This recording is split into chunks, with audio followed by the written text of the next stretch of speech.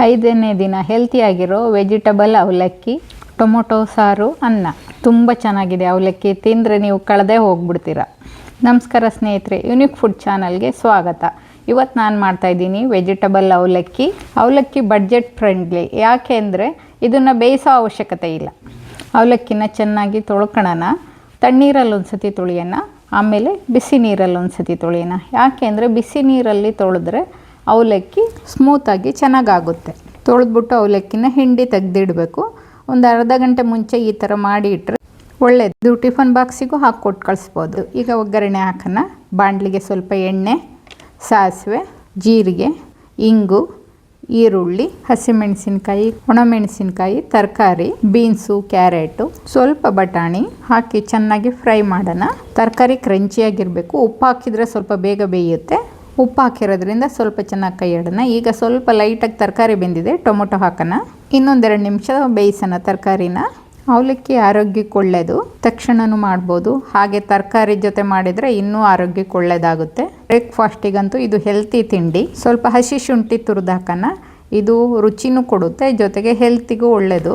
ಸ್ವಲ್ಪ ಅರಿಶಿನ ಪುಡಿ ಹಾಕಿ ಚೆನ್ನಾಗಿ ಎಲ್ಲ ಮಿಕ್ಸ್ ಮಾಡಿ ಆಮೇಲೆ ಈಗ ಅವಲಕ್ಕಿ ಸೇರಿಸೋಣ. ಅವಲಕ್ಕಿ ಹಾಕಿ ಚೆನ್ನಾಗಿ ಮಿಕ್ಸ್ ಮಾಡೋಣ. ಮಿಕ್ಸ್ ಮಾಡಿ ಕೊತ್ತಂಬರಿ ಸೊಪ್ಪು, ನಿಂಬೆಹಣ್ಣಿನ ರಸ ಹಾಕಿ ಚೆನ್ನಾಗಿ ಮಿಕ್ಸ್ ಮಾಡಿದರೆ ರುಚಿಯಾದ ಅವಲಕ್ಕಿ ರೆಡಿ. ಅವಲಕ್ಕಿ ತುಂಬ ಚೆನ್ನಾಗಾಗಿದೆ. ಬಡ್ಜೆಟ್ ಫ್ರೆಂಡ್ಲಿನೂ ಹೌದು. ಗ್ಯಾಸ್ ಖರ್ಚು ಕಮ್ಮಿ ಬರುತ್ತೆ. ನೋಡಿ, ಅವಲಕ್ಕಿ ರೆಡಿ ಆಯಿತು. ಎಲ್ಲ ಚೆನ್ನಾಗಿ ಮಿಕ್ಸ್ ಮಾಡಿದ್ದೀನಿ. ಈಗ ಪ್ಲೇಟಿಗೆ ಸರ್ವ್ ಮಾಡೋಣ. ಪ್ಲೇಟಿಗೆ ಹಾಕಿ ಜೊತೆಗೆ ಮೊಸರು ಜೊತೆಗೂ ತಿನ್ಬೋದು. ಚಟ್ನಿ ಪುಡಿ ಯಾವುದು ಅವ್ರವ್ರ ಲೈಕು, ಚಟ್ನಿ ಏನು ಬೇಕಾದರೂ ತಿನ್ಬೋದು. ಬಡ್ಜೆಟ್ ಫ್ರೆಂಡ್ಲಿ ಆಗಿರೋದ್ರಿಂದ ನಾನು ಮೊಸರು ಜೊತೆ ಇಟ್ಟಿದ್ದೀನಿ. ಈಗ ಮಧ್ಯಾಹ್ನದ ಊಟಕ್ಕೆ ಟೊಮೊಟೊ ಸಾರು ಮಾಡೋಣ. 2 ಟೊಮೊಟೊನ ಬಾಣಲಿಲಿ ಹುರಿಯೋಕ್ಕೆ ಹಾಕೋಣ. ಹುರಿದ್ರೆ ಬೇಗ ಆಗುತ್ತೆ ಅಂತ ಹುರಿದು ಮಾಡ್ತಾಯಿದ್ದೀನಿ. ಟೊಮೊಟೊ ರಸಮ ಒಂದೇ ಥರ ಮಾಡಬಾರ್ದು, ಬೇರೆ ಬೇರೆ ಥರ. ಇದೊಂದು ವೆರೈಟಿ.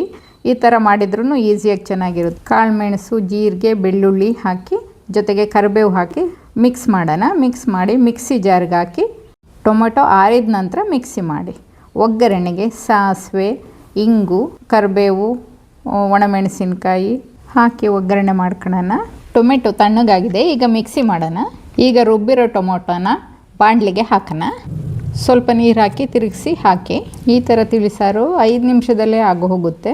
ಸ್ವಲ್ಪ ಖಾರದ ಪುಡಿ, ಅರಿಶಿಣದ ಪುಡಿ, ರುಚಿಗೆ ತಕ್ಕಷ್ಟು ಉಪ್ಪು ಹಾಕಿ ಚೆನ್ನಾಗಿ ತಿರುಗಿಸೋಣ. ಈ ಟೊಮೊಟೊ ತಿಳಿಸಾರಂತೂ ಬೇಗ ಆಗೋಗುತ್ತೆ. ಬೆಲ್ಲ ಆಪ್ಷನಲ್ಲು. ಕೊತ್ತಂಬರಿ ಸೊಪ್ಪು ಹಾಕಿ ಗಾರ್ನಿಷ್ ಮಾಡಿ ಒಂದು ಕುದಿಸಿ ಸಣ್ಣ ಪಾತ್ರೆಗೆ ತೆಗೆದ್ರೆ ಟೊಮೊಟೊ ಸಾರು ರೆಡಿ. ಈ ಟೈಪು ಒಂದು ಸತಿ ಮಾಡಿ ನೋಡಿ, ಚೆನ್ನಾಗಿರುತ್ತೆ.